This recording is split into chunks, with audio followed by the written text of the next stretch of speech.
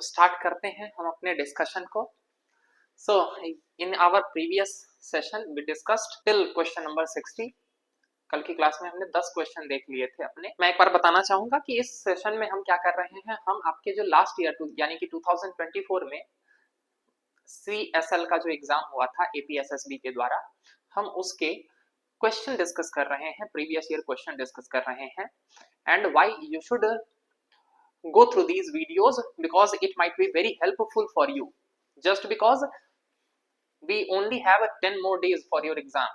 10 दिन बाद आपका एग्जाम है, तो यहाँ पर नया पढ़ने से ज्यादा बढ़िया रहेगा कि आप क्या करिए, आप प्रीवियस ईयर क्वेश्चंस को अच्छे से एनालाइज कीजिए, प्रीवियस ईयर क्वेश्चन को अच्छे से तैयार कर लीजिए, बिकॉज मोर और less questions are going to revolve around the previous things which has already been chosen by your examination और योर कमीशन। ठीक है ना। तो उसी कंटेक्स्ट में आज आगे बढ़ते हैं, और आगे बढ़ते हुए आज हम लोग स्टार्ट कर रहे हैं 61 नंबर क्वेश्चन से।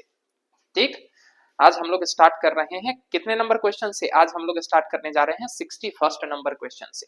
चलिए, तो 61st नंबर क्वेश्चन क्या कह रहा है?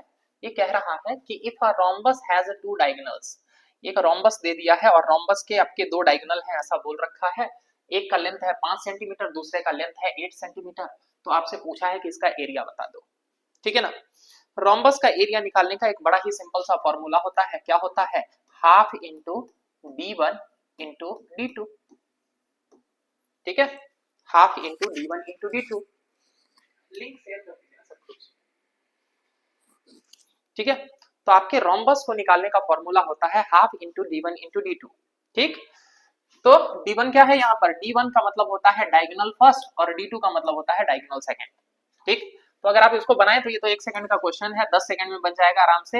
हाफ इंटू 5 इंटू 8, 5 सेंटीमीटर और 8 सेंटीमीटर। 2 से काटिए, कितनी बार में कट गया? 4 बार में। 5 4 जा 20, तो 20 centimetre square should be your correct answer. तो आपका आंसर तो हो जाएगा ए।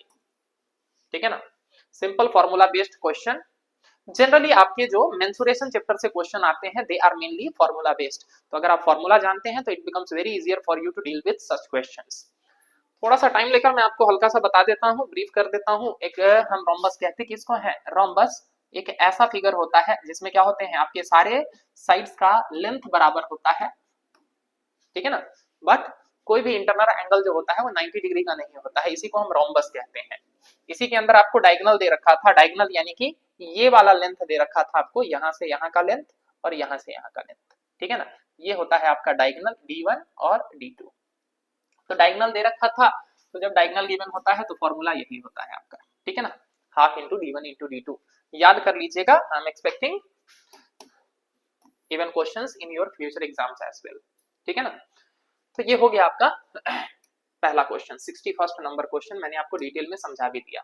Now moving towards the next question. आपका ये अगला क्वेश्चन क्या कह रहा है? ये टाइम एंड वर्क से रिलेटेड आपका क्वेश्चन है, जो कि क्या कह रहा है कि if A can do a work in 15 days, A अकेला किसी काम को 15 दिन में कर लेता है। B can do the same work in 20 days, B जो है उसी काम को कितने दिन में करता है? 20 डेज में करता है। तो आपसे पूछा जा रहा है कि अगर वो दोनों साथ मिलकर काम करेंगे तो कितने दिन में वो काम पूरा हो जाएगा। ठीक है ना, कि ए अकेले उस काम को 15 डेज में कर दे रहा है और बी उसी काम को 20 डेज में कर रहा है। तो क्वेश्चन कह रहा है कि अगर दोनों साथ मिलकर काम करेंगे तो ये काम कितने दिनों में हो जाएगा। That's what the question demands from you. Fine, तो जरा देखिए, वैसे तो अगर जब दो लोगों का होता है तो बनाने का फॉर्मूला होता है, बनाने का फॉर्मूला क्या हो जाता है? टाइम इक्वल्स टू होता है आपका t1 into t2 divided by t1 plus t2। ठीक है, तो t1 t2 मल्टीप्लाई करेंगे तो क्या हो जाएगा जी? 15 into 20 divided by 15 plus 20। Solve कर दीजिए, तो 15 इंटू 20 ऐसे ही रहने देता हूं अभी, और 15 प्लस 20 कितना हो जाएगा आपका? 35। काटिए सर, ये दोनों कटेंगे किससे? इसको नहीं काटते हैं, इससे काटिए। 20 5 से काटिए, 5 से काटेंगे तो सर 5 3 जा, 5 से काटेंगे तो 7 जा, 23 जा 60 बाई 7, यानी कि आपका आंसर क्या हो जाएगा? सी नंबर आपका आंसर हो जाएगा। ठीक है, तो सी आपका आंसर हो जाएगा। आप इस तरीके से इसको सिंपली बना सकते थे। हाउएवर, इसको बनाने का एक बेसिक तरीका भी है, मैं आपको एक बार बेसिक्स भी बता देता हूं इसका। इसमें क्या होता है कि आप क्या करते हैं, ए उस काम को अकेले कितने दिन में कर रहा है, तो सर 15 डेज में कर रहा है, तो 15 डेज आप लिखिए।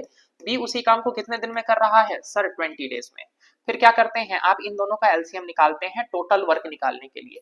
तो 15 और 20 का अगर मैं एलसीएम निकालूं तो वो आ जाएगा आपका 60।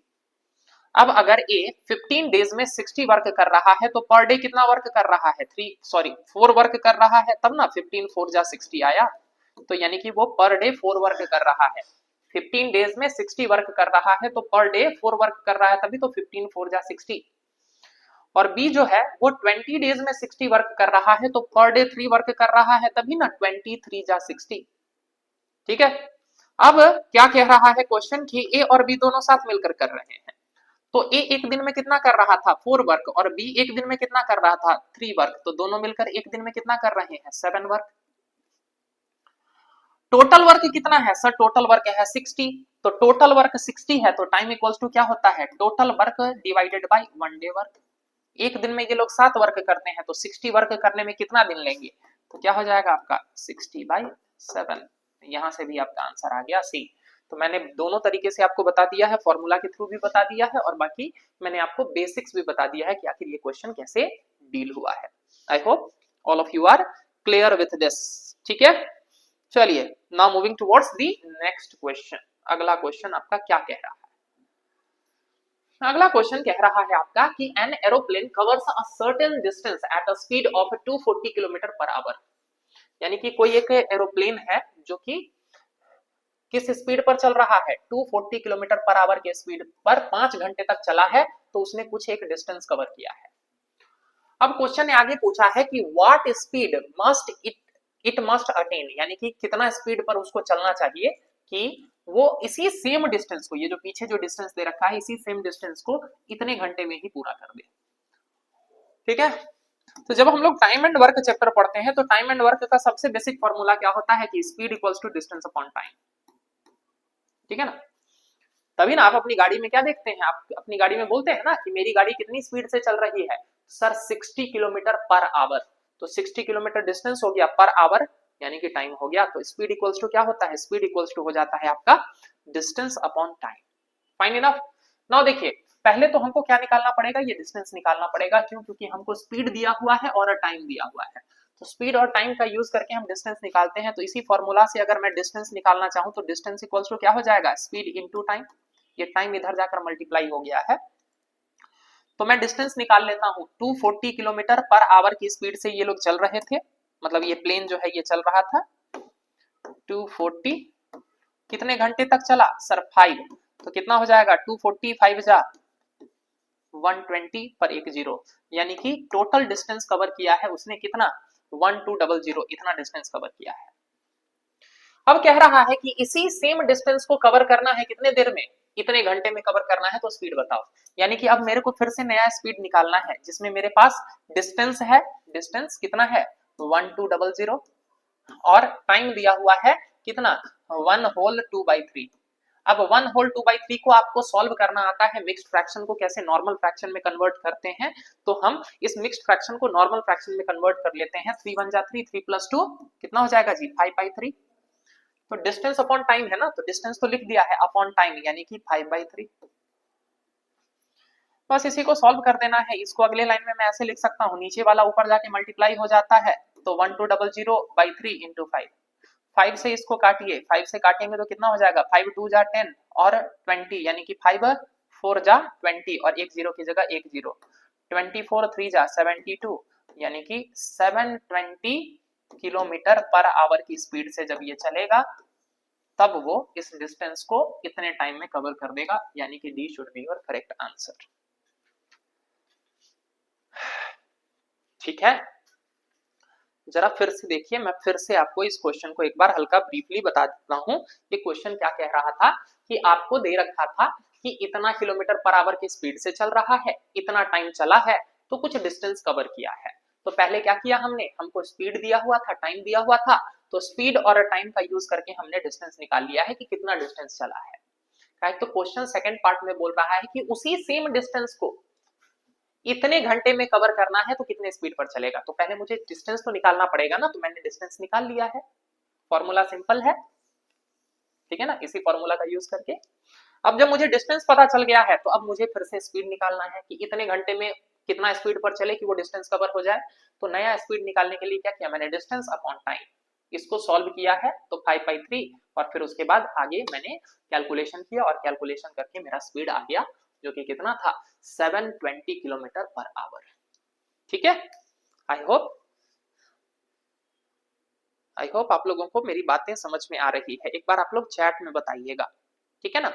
और अगर मान के चलिए कि आपने लेट ज्वाइन किया है तो विद्यासागर इंस्टीट्यूट के यूट्यूब चैनल का लिंक भी आज मैं आप लोगों के ग्रुप में भिजवा दूंगा। तो आप लोग क्या कर सकते हैं, इन वीडियोस को यूट्यूब पर भी जाकर देख सकते हैं। आपको विद्यासागर इंस्टीट्यूट के नाम से जो यूट्यूब चैनल मिलेगा, आपको लिंक भेज दिया जाएगा ग्रुप में, उस लिंक के थ्रू भी आप देख सकते हैं। Now moving towards the next question. ठीक है, आपका अगला क्वेश्चन क्या कह रहा है, आपका अगला क्वेश्चन सिंपल है। ये कह रहा है root under 196 into root under 144 equals to x plus 20। तो आपसे x का वैल्यू पूछा है। ध्यान दीजिए, तो रूट अंडर 196 आपको स्क्वायर वगैरह याद करवाए जाते हैं। ये सिंपली 14 का स्क्वायर है, तो 14 का स्क्वायर है, स्क्वायर से रूट खत्म हो जाता है। सिमिलरली रूट अंडर 144, सर ये 12 का स्क्वायर है, स्क्वायर से रूट खत्म हो जाता है। तो यानी कि ये क्या हो गया, ये हो गया sir 14 into 12 equals to x plus 20।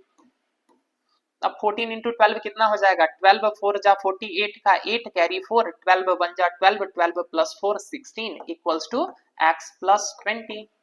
इस 20 को इधर ले आऊंगा तो माइनस हो जाएगा, तो 168 माइनस 20 इक्वल्स टू x। तो x इक्वल्स टू कितना हो जाएगा सर, x इक्वल्स टू हो जाएगा 148, hence A should be your correct answer. ठीक है ना, इसीलिए आप लोगों को क्लास में बताया जाता है कि कुछ स्क्वायर्स वगैरह याद रहें ताकि आप कैलकुलेशन को थोड़ा सा फास्ट कर पाइएगा। अदरवाइज आप अगर रूट निकालने लग गए तो बहुत टाइम लग जाएगा। तो आपको स्क्वायर रूट निकालने में टाइम नहीं वेस्ट करना है, आपको कुछ चीजें रेडीमेड तैयार रखनी होगी। क्यों, क्योंकि रेडीमेड रहेगा तभी तो खाना जल्दी से बनेगा ना। ठीक है ना, अब घर में मेहमान आए हुए हैं और आप जो है उस टाइम चलिएगा क्या बोलते हैं, गार्लिक और जिंजर को एकदम पीसने के लिए, तब तो टाइम लग ही जाएगा। उसके लिए क्या जरूरी है कि आपको गार्लिक जिंजर पेस्ट पहले से रखना होगा घर में कि तुरंत बना लेंगे। ठीक है ना, तो कुछ चीजें रेडीमेड आपको तैयार रखनी होगी। क्लियर ना, तो ये सिंपल सा क्वेश्चन था। आपको पता होना चाहिए था कि 196 जो है वो 14 का स्क्वायर है, या 196 का स्क्वायर रूट क्या होता है, 14 होता है, और 144 का स्क्वायर रूट 12 होता है। कैसे होता है वो भी मैंने आपको यहाँ पर कैलकुलेट करके बता दिया है। चलिए, now moving to next question, moving on to next question. अब जरा देखिए ये क्वेश्चन क्या कह रहा है। ये क्वेश्चन कह रहा है आपको कि 12 का क्यूब माइनस 9 का क्यूब इक्वल्स टू 10 का क्यूब माइनस कितना होता है। बड़ा ही सिंपल सा क्वेश्चन दिया है आपको, ठीक है ना, थोड़ा सा कैलकुलेशन है और बाकी आप आराम से इस क्वेश्चन को बना सकते थे। चलिए, यहां पर भी मैं आप लोगों को इसीलिए बोलता हूं कि कम से कम 15 तक का क्यूब याद रखिए, ठीक है ना, नहीं तो आपको टाइम लग जाएगा। तो अगर आपको यहाँ पर क्यूब याद नहीं है तो फिर आपको 12 का क्यूब निकालना पड़ जाएगा ना, और 12 का क्यूब निकालने में आपको टाइम लग जाएगा। तो 12 का क्यूब ना निकालना पड़े इसके लिए आपको याद रखना होगा। तो मैं आपको बता देता हूँ, 12 का क्यूब होता है आपका 1728। अगर आप चाह रहे हैं कि सर ये कैसे आया, तो आप निकाल सकते हैं भाई। 12 का स्क्वायर कितना होता है, 144। 144 को अगर मैं 12 से मल्टीप्लाई करूं तो 12 4 जा 48 का 8 कैरी 4, 12 4 जा 48 प्लस 4 52 का 2 कैरी 5, 12 1 जा 12 प्लस 5 17। तो आप ऐसे भी निकाल सकते थे, लेकिन इतना भी तो टाइम गया ना आपका, ये 10 सेकंड भी तो बर्बाद हुआ। तो अगर आपको रेडीमेड याद रहता, 15 तक का क्यूब याद होना चाहिए और 25 तक का स्क्वायर याद होना चाहिए। क्यों, क्योंकि ज्यादातर क्वेश्चन आपके इन्हीं से आते हैं। फाइन, तो 12 के क्यूब को मैं लिख सकता हूं 1728 माइनस 9 का क्यूब कितना होता है सर, 9 का क्यूब होता है आपका 729, इक्वल्स टू बोल रहा है 10 का क्यूब कितना होता है सर, होता है ये 1000 माइनस एक्स। याद रखिएगा, ठीक है ना, 9 का क्यूब 729, 10 का क्यूब 1000, 11 का क्यूब 1331, 12 का क्यूब 1728। चलिए तो बनाते हैं, जरा माइनस कीजिए, 18 हो जाएगा, 18 माइनस 9 यानी कि 9, ये 11 हो जाएगा, 11 माइनस 2 यानी कि 9, ये कितना हो जाएगा सर, 16 हो जाएगा, 16 माइनस 7 इक्वल्स टू 9। तो 999 इक्वल्स टू हो गया आपका 1000 माइनस एक्स। एक्स का वैल्यू निकालना है तो एक्स को इधर ले आते हैं, इस 999 को उधर ले जाते हैं, तो 1000 माइनस 999, तो यहां से आपका x इक्वल्स टू कितना आ जाएगा 1। यही आपको निकालना था, so she should be your correct answer. इतना आसान था अगर आपको कुछ वैल्यूज पता है तो, अदरवाइज आपको टाइम तो लग जाएगा फिर इस क्वेश्चन को बनाने में। और मैं आपको बार बार क्लासेस में यही बोलता हूं कि इस एग्जाम में जो मेन फाइट है वो है टाइम का, ठीक है ना। गिवन द टाइम, अगर आपको प्रॉपर टाइम दिया जाए इसी पेपर को आराम से 5 घंटा में बनाने के लिए, तो आप सब ज्यादातर क्वेश्चन बना ले जाएंगे। द मेन प्रॉब्लम इज कि you have to deal with this paper in 2 hours, ठीक है ना। 100 क्वेश्चन बनाने हैं 120 मिनट में, यानी कि पर क्वेश्चन आपको मुश्किल से 1 मिनट 10 सेकेंड्स के आसपास मिल रहा है, ठीक है। तो इसीलिए आपको अपने कैलकुलेशन स्पीड को थोड़ा सा बढ़ाना पड़ेगा, सो दैट आप कुछ टफ क्वेश्चंस के लिए, हर तरह के क्वेश्चन होते हैं ना, कुछ क्वेश्चन होते हैं जो थोड़े से छोटे होते हैं, कुछ क्वेश्चन होते हैं जो थोड़े लंबे होते हैं, जिनमें आपको टाइम लगेगा ही लगेगा। तो आपको उन क्वेश्चंस जहां पर आपको थोड़ा सा सोचना पड़ेगा, जहां ज्यादा कैलकुलेशन करना पड़ेगा, उनके लिए आपको टाइम बचाना भी तो है, ठीक है। चलिए, so now moving on to next question, ये हो गया आपका 65th नंबर क्वेश्चन। चलिए 66 नंबर क्वेश्चन, ये एक ग्राफ पर बेस्ड क्वेश्चन है, बड़ा ही प्यारा क्वेश्चन है। ग्राफ पर बेस्ड आप लोगों ने बचपन में पढ़ा होगा, हम लोग ग्राफ पढ़ते हैं तो ग्राफ में हम लोग बात करते हैं ना एक्स एक्सिस, ये आपका एक्स एक्सिस है और ऊपर में आपका वाई एक्सिस है। दो एक्सिस होते हैं ना, एक एक्स एक्सिस होता है, एक वाई एक्सिस होता है, ठीक है ना। आपने बचपन में पढ़ा होगा इस तरह से, ठीक है ना। ये नीचे वाला, इधर वाला जो होता है ये प्लस एक्स एक्सिस होता है, इधर वाला माइनस एक्स, ऊपर वाला प्लस वाई, नीचे वाला माइनस वाई, ठीक है ना। तो आपको बस ये बताया गया है कि इसी ग्राफ में एक पॉइंट दिखा दिया है ये P, और इसका कोऑर्डिनेट आपसे पूछा है। कोऑर्डिनेट्स क्या होते हैं? कोऑर्डिनेट्स का मतलब होता है कि एक्स एक्सिस और वाई एक्सिस पर उसका क्या पोजीशन है। कोऑर्डिनेट को हमेशा एक्स वाई के फॉर्म में प्रेजेंट किया जाता है, यानी कि पहले एक्स एक्सिस वाला पोजीशन लिखेंगे फिर वाई एक्सिस वाला पोजीशन लिखेंगे, ठीक है ना। तो जब हम यहाँ देख रहे हैं तो एक्स एक्सिस पर इसका पोजीशन क्या है, देखिए तो ये पॉइंट जो है वो एक्स एक्सिस के हिसाब से कहां पर है, तो सर 2 पर है, और वाई एक्सिस के हिसाब से कहां है, तो सर 3 पर है। तो क्या हो गया जी, ये पोजीशन 2 और 3, यानी कि आपका सही आंसर क्या हो गया, बी हो गया।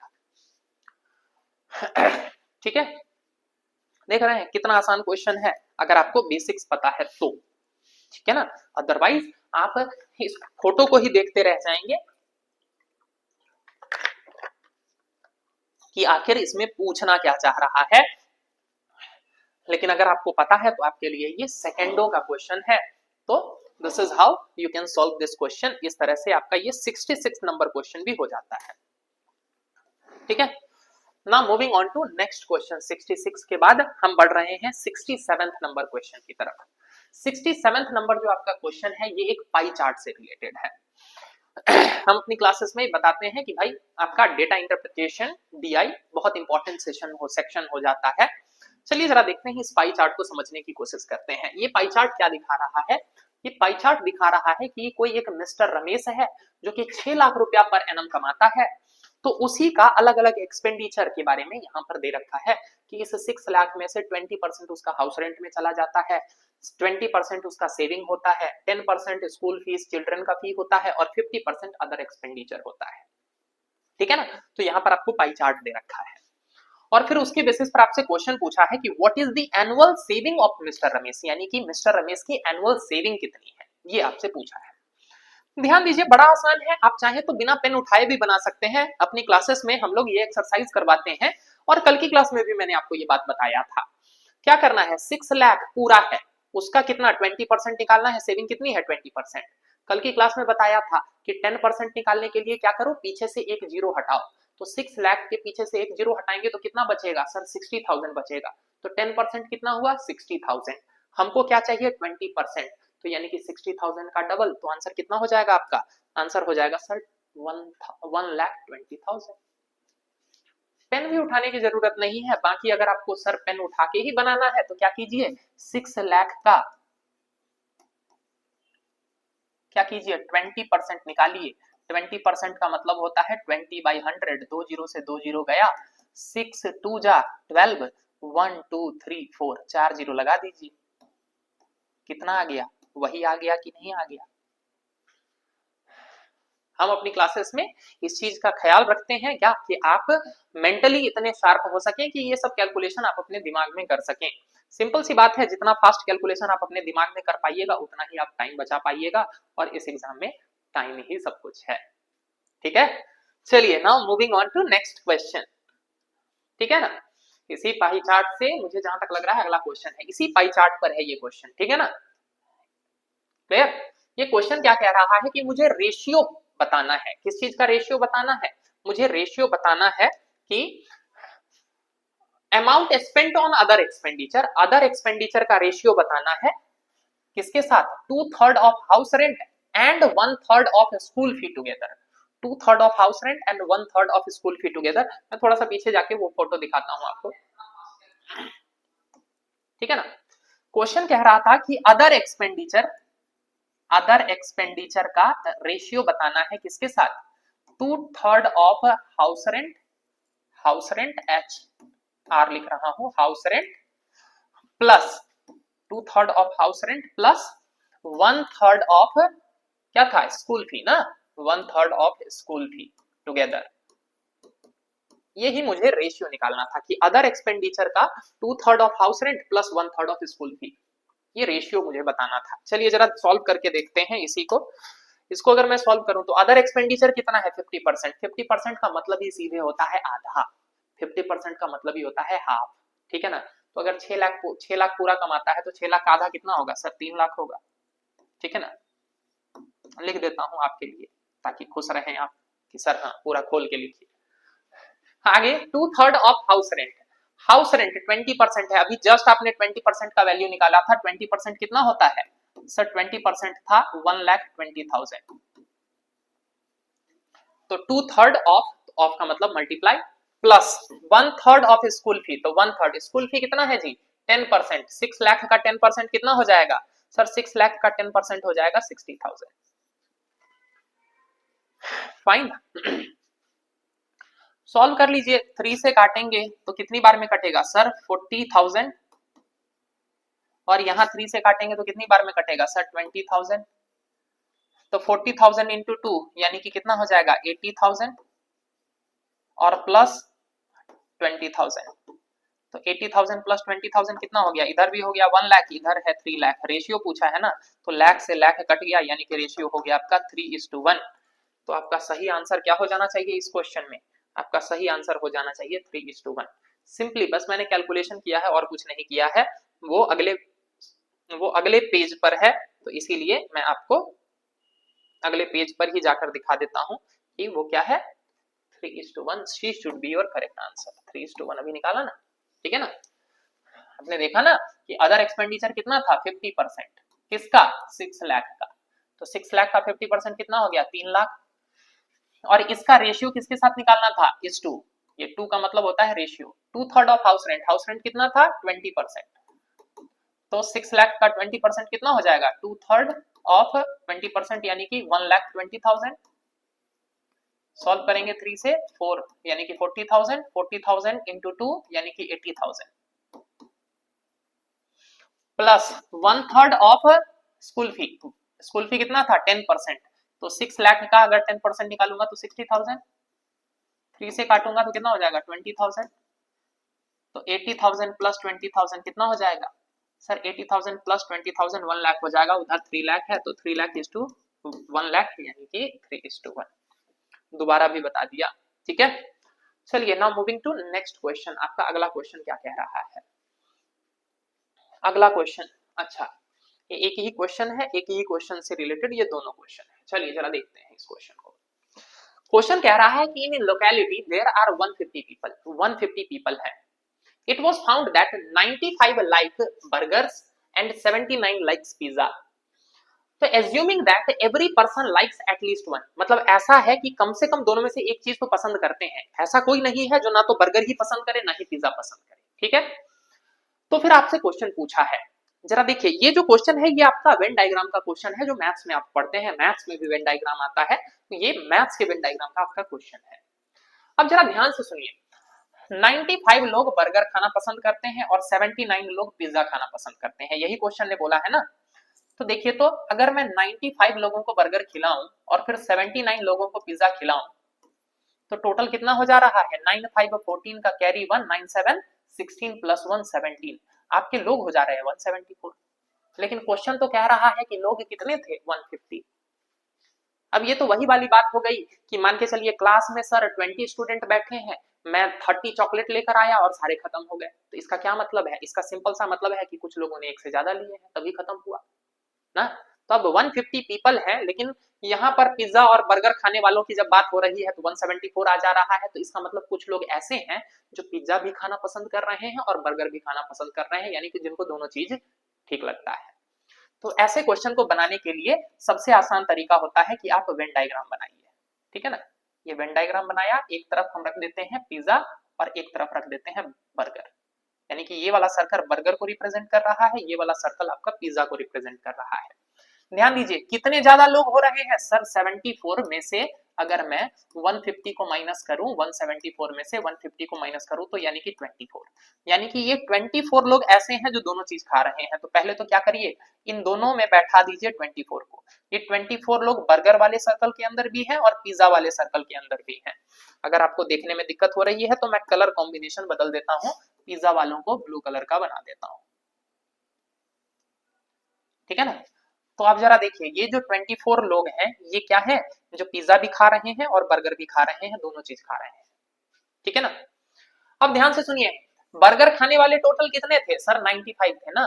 तो 24 तो ऑलरेडी बर्गर खा रहे हैं ना, तो बाकी जो बचे वही पिज्जा खा रहे हैं, मतलब वही ना, बाकी जो बच गए हैं वही। तो 95 में से अगर मैं 24 माइनस करूं तो 1 और 9 माइनस 2 यानी कि 71। जरा देखिए तो बर्गर खाने वाले टोटल आपके 95 हो गए कि नहीं, 71 प्लस 24 यानी कि 95 हो गए कि नहीं, ठीक है। सिमिलरली टोटल पिज्जा खाने वाले कितने हैं सर, टोटल पिज्जा खाने वाले 79 है, और जरा देखिए 24 लोग तो ऑलरेडी बैठ के पिज्जा खा रहे हैं, तो यानी कि टोटल 79 करने के लिए क्या करना होगा, 79 में से 24 माइनस कीजिए तो कितना आ जाएगा सर, 5 और 5। क्लियर है। अब जरा एक बार सबको ऐड करके देखिए, आपका 150 ही आएगा, यानी कि ये है आपका डिस्ट्रीब्यूशन पूरा, ठीक है। फिर से एक बार देख लीजिए, ये जब हमने ऐड किया 95 और 79 को तो 174 आ गया, यानी कि ये ज्यादा आ गया 150 से, ये ज्यादा आ गया। इसका सिंपल सा मतलब है कि कुछ लोग ऐसे हैं जो दोनों चीजें खा रहे हैं, जो बर्गर भी खा रहे हैं और पिज्जा भी खा रहे हैं, ठीक है। तो 24 को यहाँ पर हमने बीच में प्लेस कर दिया। अब हमने क्या किया, हमने देखा कि टोटल बर्गर खाने वाले थे 95, तो 95 में से जैसे ही हमने 24 को माइनस किया तो 71, यानी कि आपके बर्गर वाले सर्कल में टोटल 95 आ गए। फिर हमने पिज्जा खाने वाले देखे तो टोटल थे 79, तो 24 तो ऑलरेडी खा रहे थे, 79 में से माइनस किया तो 55 आ गया। ये बन गया आपका पूरा स्ट्रक्चर। अब आपसे पूछ रहा है क्वेश्चन, क्वेश्चन क्या पूछ रहा है, अब जरा उस पर ध्यान दीजिए।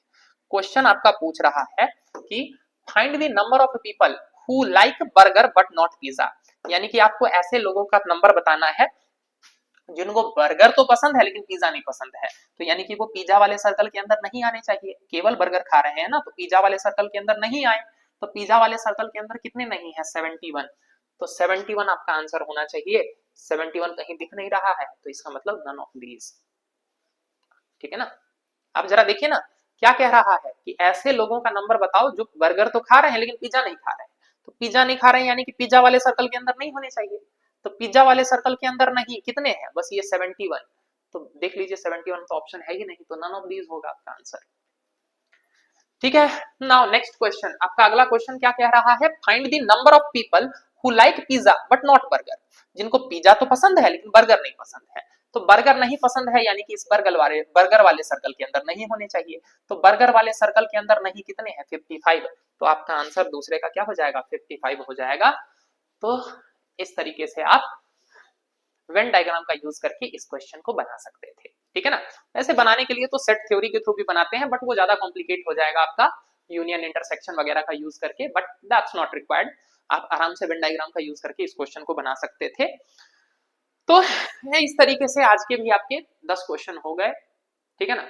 हम कल मिलते हैं, कल जो है वो बाकी के बचे हुए आपके जो क्वेश्चन बचे हुए हैं हम कल की क्लास में उसको भी खत्म कर लेंगे, ठीक है ना। चलिए, तो आई एम एक्सपेक्टिंग कि आप सबकी तैयारी में कुछ इंप्रूवमेंट हो रहा है मेरे इस एफर्ट के कारण।